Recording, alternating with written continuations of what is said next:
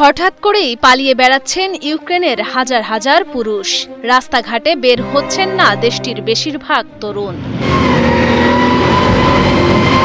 তবে বের হলেও সেনাবাহিনীর কোনো সদস্যকে দেখলে দ্রুত তারা সরে পড়ছেন। অন্যদিকে কেউ কোনো সেনা সদস্যকে দেখলেই বাকিদের সতর্ক করে দিচ্ছেন টেলিগ্রামে বার্তা পাঠিয়ে। মূলত রাশিয়া ইউক্রেন যুদ্ধে যোগ দেওয়ার ভয়েই পালিয়ে বেড়াচ্ছেন ইউক্রেনের পুরুষরা। ৪ মে এক প্রতিবেদনে এসব তথ্য জানিয়েছে ব্রিটিশ সংবাদ মাধ্যম দ্য গার্ডিয়ান। অথচ ২০২২ সালের ২৪ ফেব্রুয়ারি রাশিয়ার সৈন্যরা যখন ইউক্রেনে ঢুকে ওই সময় রুশ বাহিনীকে ঠেকাতে স্বেচ্ছায় সেনাবাহিনীতে যোগ দিতে লাইন ধরেন ইউক্রেনীয়রা।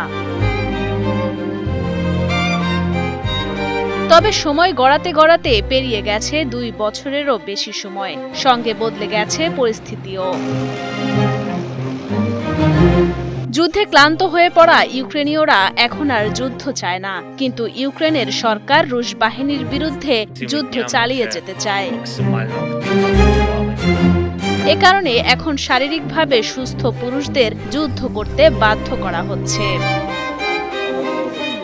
রাস্তায় রাস্তায় সেনাবাহিনীর কর্মকর্তারা ঘুরে বেড়াচ্ছেন। যখনই তরুণ কাউকে পাচ্ছেন তখন তাদের ধরে সেনাবাহিনীতে যোগ দিতে চাপ দেওয়া হচ্ছে। গার্ডিয়ানের ওই প্রতিবেদনে বলা হয়েছে, পুরুষরা যুদ্ধে যোগ দিতে না চাওয়ায় সেনা সংকটে পড়েছে ইউক্রেন। তাই অনেকটা বাধ্য হয়ে পুরুষদের খোঁজে রাস্তায় নেমেছে দেশটির কিছু সেনা সদস্য। এরপর রাস্তায় দেখা হলে পরিচয় জেনে ৩ দিনের মধ্যে যোগ দিতে বলেন সেনাবাহিনীতে।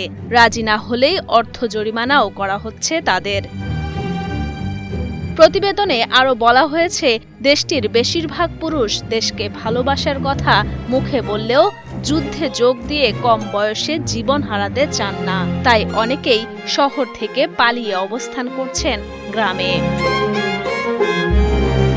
উল্লেখ্য, ২ বছরের বেশি সময় ধরে শক্তিশালী রাশিয়ার বিপক্ষে যুদ্ধে লড়ে যাচ্ছে ইউক্রেন, কিন্তু দিনকে দিন সৈন্য ও অস্ত্রের সংকটে পিছিয়ে পড়েছেন মাঠের লড়াই থেকে।